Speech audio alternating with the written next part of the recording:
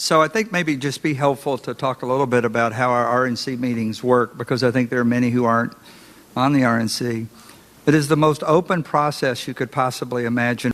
All right. Is there anyone who would like to speak in opposition to this amendment? Mr. Evans.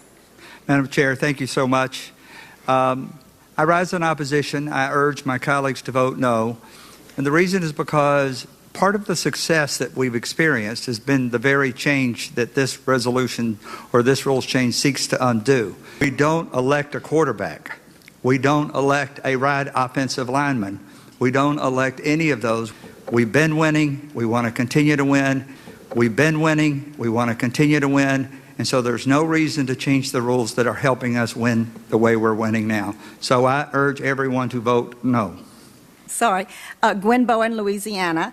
I just heard the gentleman say we had a winning team with our with this. Well, the last two times we didn't win. So perhaps we need a little more variety. I would, Madam Chairman. Mr. Ashe. Bruce Ashe from Arizona. This isn't a football team. It is a political organization.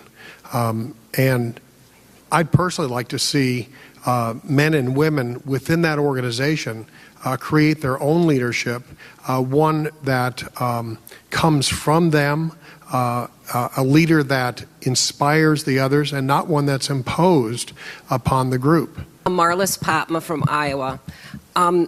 This is the last election cycle. The one thing we have seen is the people want their power back. And that has just been a theme throughout the entire election cycle. Our presumptive nominee has brought that out. The people want their power back.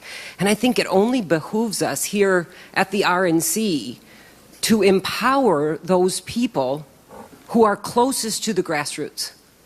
And when you're electing your chairman, you elect your Central Committee members, they elect their chairman, that's from the grassroots. And to allow those individuals who are elected by their grassroots to pick the person they want to lead them gives great credibility to the new leader. It makes them feel a buy-in to the new leader. I don't understand why we wouldn't want to bring the power as close to the people as we can. Thank you, Madam Chair. Jim Crawford from Maryland. And this seems like a good idea. And I just wanted to remind as a professional sports official, I want to remind the gentleman from Georgia that the coach is hired, but the team elects its own captain. Madam Chair, John Hammond from Indiana. Very sympathetic to the notion that the grassroots voices need to be heard, and we can talk through that quite a bit. We'll have an opportunity to talk through that even more throughout the rest of this day and probably tomorrow. But I don't see this amendment really to be the place where that discussion should be had.